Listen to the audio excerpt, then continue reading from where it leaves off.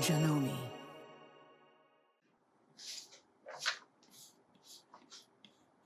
Hi everyone, welcome to Live with Janome. I'm Hein, embroidery software specialist for Janome America, and today is our Skill Builder 7.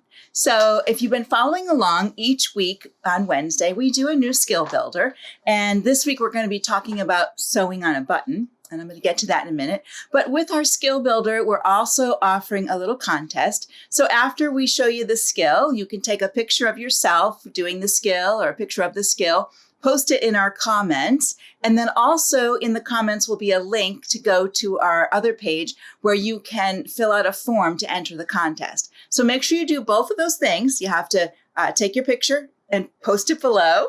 And then you have to go to the site that they're putting in the comments. So make sure you do that, and good luck on that. There are prizes, so it's a wonderful thing. You can put in one entry per week. And so I think we're having 12 weeks of that. So we're on week 7 at the moment. So make sure you're taking care of that, and good luck to everyone. So today I did mention that we are going to be talking about sewing on a button. And I don't mean, with a needle and thread. I try not to do that.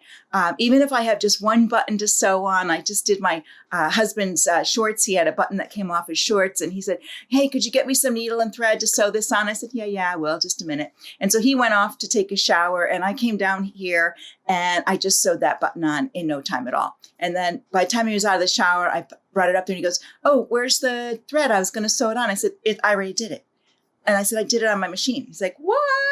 I said, "Yeah." So that's what I'm going to show you guys today, is how you can sew a button on your machine. And the great thing about our Janomes is some of our machines have a button sewing on tab we can touch. We can always change the width of our stitch and drop our feed dogs to get that bar tack to go in there.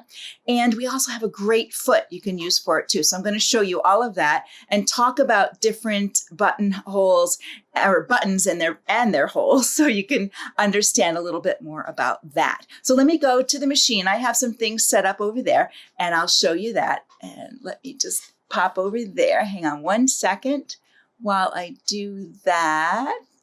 Whoops, this one here. There we go. All right. So here are some buttons that I have, and I'm going to point out there are several of these that we can sew on with our buttonhole foot or using the zigzag of our machine. Even this very large one up here, our craft button up here. So this is a bigger space than the other buttons, but buttons that are like this and over and through here are a standard size between the holes. That's kind of a standard size. This one might be a little bit off. It's an older button, but these are all the same until we get down here to these 3 right here. Now this one here, I couldn't even I have a little sewing machine needle here. I couldn't even get the needle through the holes on there. So I knew that one won't work. And these two you can get them through the needle, but they are very tiny. And if I had several of these to do, I would definitely sew them on with the machine. But if I only had one of them, these are so tiny, I just might sew them on by hand. Though, knowing me, like I did with those shorts, I would bring them down here. But these are a little bit smaller. Okay, and what I do is I usually do a test. If I have a small button like this one here, I'll show you. I put my needle in there like that, and see, it won't even go on the needle, just a tiny little bit. So that one we know won't work. But this one, whoops, let me get it on there. This is an old button too. I could get it on there. So I know it will pass. I know it will pass through just fine. And this one is the same way. It will pass through. So you would just have to set your the swing, and I'm going to show you the swing of that to be closer, and you could get those two in. And then there's these buttons like this. This is a little craft button that I had that you can make decorative, and you could put a bar tack, a button, sew your button on there, maybe at one end or the other, or you could even stack some in there of different colors if you wanted to, and do that kind of thing. The other thing we're going to talk about is using this, and I'm just going to slide over here, is using the button shank. And what this does is it leaves a space under your button, and you need to change your machine for this one, and it will leave a little bit more thread underneath so that you can take the tails of your thread when you're done and bring them up through here and then wind them around underneath to make the shank. And what that does is if you're using a thick fabric to sew with and you need a buttonhole in a thick fabric, you would put your button on like this. So it'd have that extra space underneath it to fit through the hole nicely. So it's not so tight. I'm sure you've put buttons on before. I know I have before I did this. And they were very tight in the buttonhole itself. You know, they really just were really too tight. So if you use a thick fabric, you do need to up your piece. And then back here, I do have my button sewing foot on, and I'm going to come back to that, and I'll take it off at that point, and I'll show you that foot. But this is our button sewing foot. I want to go over to the machine and show you some settings in the machine before we get too far along here. And then we'll come back and I'll sew on some buttons for you. Now, if you're making comments, that's wonderful. I'll be checking those from time to time. Today, I'm staying right on my task so that I can get through this without too many interruptions, but please post your comments. There are other people watching that will answer along with me. So I'm going to come over here to my screen, and I'm just going to tip. Let's see if I can just tip this back a little bit. Hang on. And I am zoomed in, so I have to, there we go, zoom back out a little bit and bring my camera up. And I have my light on, so I'm going to turn it off for just over here. There we go, so that's better. There we go. Now, I'm actually in the buttonhole area right now, but button sewing on area, area right now, but I'm going to go back to ordinary sewing and just show you a couple things. So if you have a machine that doesn't have the couple of features I'm going to show you next, you can use a zigzag here, and you would need to lower your feed dogs because you don't want it to advance. You just want to bar tack, you know, back and forth in there. But a lot of our machines, unless it's mechanical, will have a button sewing tab or stitch for you. So on this machine, this is the CM17, we have the buttonhole feature right there. And so you have all the buttonholes, and then right here, you have your button sewing on tab. So I can select that. And you can see here, it changes to the buttonhole, or the button, I'm sorry. And then down here, the foot right here, it's foot T. And it's one of those that snaps on the back and then up to the front. And I'll show you that when we get back over there. But you do have your adjustments right here. I'm just trying to get close. So this is the width that you could change right in here. And then here is the tension if you needed to make it looser. And then the pressure foot on here, how much pressure. So if you had a different button in there and you felt like it was pushing down too hard, you can always lessen that pressure right there. And this, when you up it, it has a max. It will only go 7 millimeter wide. All right, so if there's a buttonholes in your button bigger than that, then you would need to maybe use your zigzag and open your zigzag up. But I think zigzag only goes to 7.0 as well. That's the maximum they feel would be the best for sewing a zigzag on there. So we do have some limits, and then I can just hit default and take it right back to there. The other option I have is going to my home up here, my sewing application. So you might have a t-shirt if you have sewing applications, and there's sewing applications, and I'm going to be on the sewing side, and I'm just going to page over till I see my button in the top. Here's the button. And here it gives me two options, a regular button, and then if I'm doing a shank. And if I choose the shank, it does change down here, the pressure changes. So I'll go back, we can see 3.5 and 3.4, that stays, but this changes when you go to the shank. It lessens the pressure on there. And of course, you can change these if you need to. All right. So we're going to do a regular button sewing on right now. So I'm going to come over here and show you the foot and talk to you about a couple things over here. And I have to get reset up, so just hang on one moment. Let me get my camera in place. There we go. I'm going to put the light back on so we can see better under there. There we go. All right, and let me zoom in. Let me just see if I zoom a little bit. There we go. Oh, that's much better. And I'll make my There we go, put it in the center. The other thing I didn't show you yet, and I'm going to bring this over here. You don't want things to fall off as I move them. There we go. Over here, I did a couple of special things with buttons. And this is kind of fun. I love doing, I call this button art. And here I used decorative thread. And it was a button that was like this, had the 4 holes. So I turned it this way. And I did the tacking, you know, here and here, here and here, and then up and here. Of course, I had to change the distance here. And then I went back with the pink and I did pink here and pink there. So that did that one. On this one, I did a little different. I did the pink here, here, and here. And I just did the green over here like that. But you can do, you know, an X like this in colors.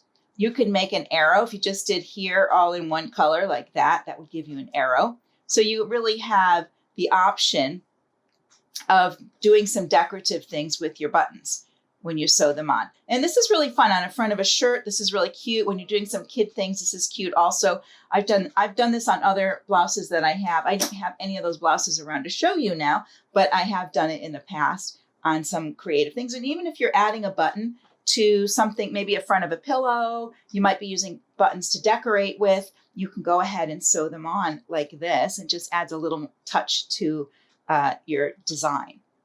And you can even do a little box if you wanted to. You know, you could go around this way and just do a box on there too.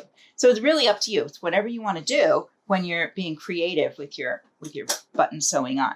So I'm going to move some of these things out of the way here so I don't knock stuff off. And let me bring this guy back here. And I'm going to bring my button over here. Let's get this guy out of the way too. All right. So here I have my button, and this does have the 4 holes. Typically, you have choices here. As I said, you could sew across this one. You could do an X if you wanted like that, or you could just do one here and then one here like that. So I'm going to show you the standard way, just doing one here across like that, and how you would set that up. And I want to take my foot off to show you. Here is that T-foot. It does have this nice little rubber gripper on there like that holds your button. And I do put a little bit of tape on there too, just to keep the button where I want it. So I would mark where my button needs to be, and then I would put a little bit of tape. And I typically put the tape so that it goes straight across above these holes. All right. The other thing I do is after I've sewn my buttons on, I will change my needle, because sometimes I have nicked the edge of the button by mistake. And that way I have a nice fresh needle. I don't have any of those issues with it. So you're going to slide this up in the back like that, and then just pull up or push up like that and puts it on there. So very easy to do. All right, now I'm going to align this under here. And typically what I do is I will lower my foot. There we go. And I'm sewing with my start-stop button. I do like my start-stop button for this because it completes the whole stitch. I don't have to think, am I done yet? Am I done yet? And then the next thing I do is this hole here, I want to put it kind of in this corner right up there. So let me see what I can get here. I'm kind of at a weird angle, of course. There we go. I think I've got it right there where I need it. And then I'm going to make sure it's straight in there like this. There we go. Okay. And I have it all set up. I'm going to use the standard setting. One thing you can do is either do your needle up, needle down if you want to make sure it goes in that hole. There we go. And needle up. Now this could bring up your bobbin thread, and that's fine. You could bring up your bobbin thread and then just hold it there out of the way. Did you see how it swung over? It's over on this side now, so it should go in that hole. This is where I would use my hand wheel or my thumb wheel as I'm doing this. See how I'm a little bit close to that edge. So I think what I would do is just slightly move this like that. Let's see how we are. We're better. Okay. And then once I have that ready to go, I will hit my start button. Now this will sew it on and do the locking stitches at the end as well. I have it set on the slow side. There's the locking stitches. And it finishes there, and I can hit my scissor button and it's on. And then I could take these two here and I could trim them because it does have a locking stitch on the back. If I'm nervous about that, you can always put these through a needle and put them to the back and tie them in the back. If you are doing a shank button, you'd want to leave this extra because that's what you're going to use to put underneath your shank. So if I was going to sew this wide button here, okay, with my foot, I would come under here like so, lift up extra high, and I'm going to find my top thread here. Let me get that out of the way first. There we go. There it is. I can hang on to it.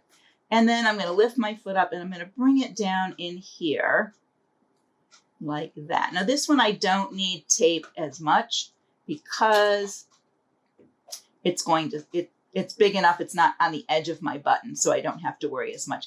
Now this, it could be the same swing if I put it real close to that edge, but I'm actually going to make the swing wider, and I'm going to show you first. I'm going to drop my needle and bring it up and let it swing over.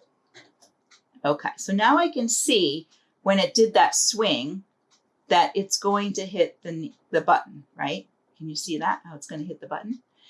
So I'm going to go back up here and I'm going to go to my machine and I'm going to hit the plus and it's going to move the needle to the right.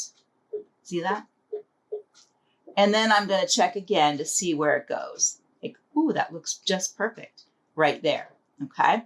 Then I can hit my start.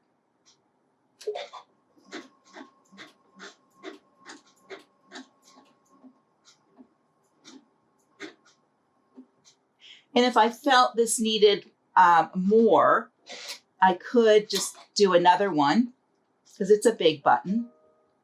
This one I might be able to do this one with a shank. It is kind of thick if you have a really thick button. Too thick of a button with a shank, it doesn't work as well either. But you could give this an extra one if you want to. And then your scissor button if you want to use your scissor button. And now that one is stitched on there, just nice. Okay. And then you can trim your threads. So that does a nice job. I like that.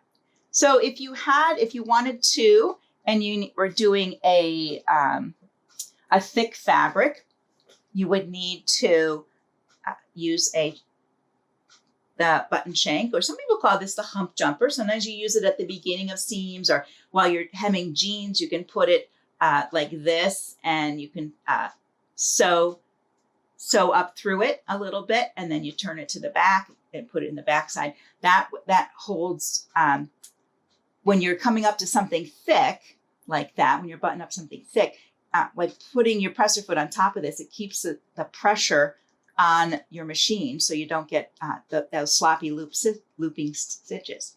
So this has a dual use. So for this one, I'm going to put my button in the center like that. And you could put a piece of tape on this also to make sure it's staying, because this is on plastic and on another plastic piece. So I'm going to see that I have it in the center there, and I am going to tape it. Hopefully I don't move it when I'm trying to tape because I can't see everything. And that looks good. Okay. And then I'm going to have to switch on my machine. I'm going to go over to the shank one. And that is just changing how much pressure foot pressure there is coming down. I can lift this up and I could put this right there. Now I did change the width, but since I touched another stitch, it went back to the default. And I will double check again to make sure this is what I want. So I can use either my thumb wheel to bring it down, and I know that's the spot I want. Though I'm going to move a little bit this way. There we go. And down. And let it swing over. And then over here, when I bring it down, it's close. It's close. So I think I'm going to just plus it up just a little bit. This is why you test, because it could be just a little bit off.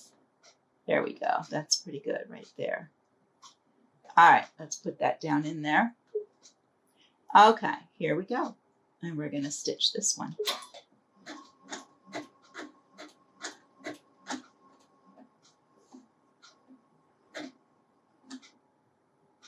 Okay, so there it goes. Now, if this was a shank button, I would not, I would not use my scissor button at this time because I want to pull up my bobbin thread. So I could put my needle down and up and then come away from there and pull on here. Let's see if we can get it to come up. I see it, but it's not. There, okay. So I know my bobbin thread is down below, and I could take a, let me undo this so we can see how loose this button is, which is a good thing. We want it to be loose. So when I take that away and I flip this up, you can see there's extra under there. But you don't want to leave it like this, okay? You don't want to leave it like that. You would take your top thread and you would bring your bobbin thread up through there, and then you would, let me cut it over here on the side. There we go. You would take these under here and wrap them around. So it would look kind of like this. I'm just going to bring them around. I'm not going to get a needle and put them under there, but you would take this underneath here.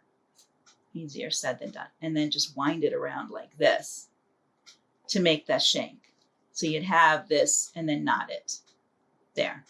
And I usually go around and then I put my needle down into the fabric and I knot it on the back side. So that helps take up some of this slack here. So your button isn't moving back and, up and down on that thread. It holds it out there. It gives it a shank and will hold it out there better. And your button will wear better by doing that.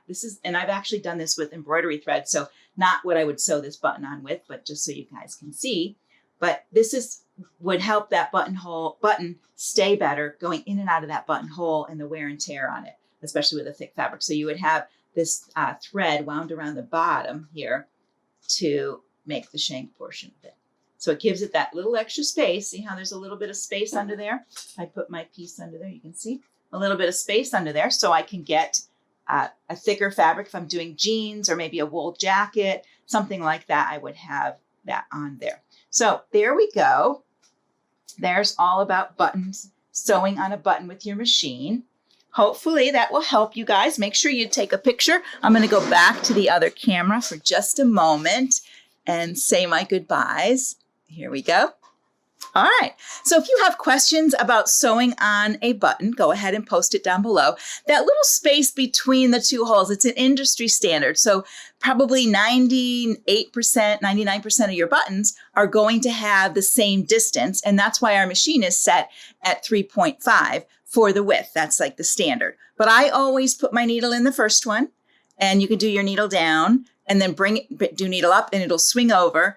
And then you can either use your hand wheel to make sure it aligns or your thumb wheel if you have the thumb wheel, and then make sure it goes through that hole and then you're good to go on that part of it. So just, go ahead and give it a try. Try a sample one like I did on some felt to get a feel for it, and then you're all good to go.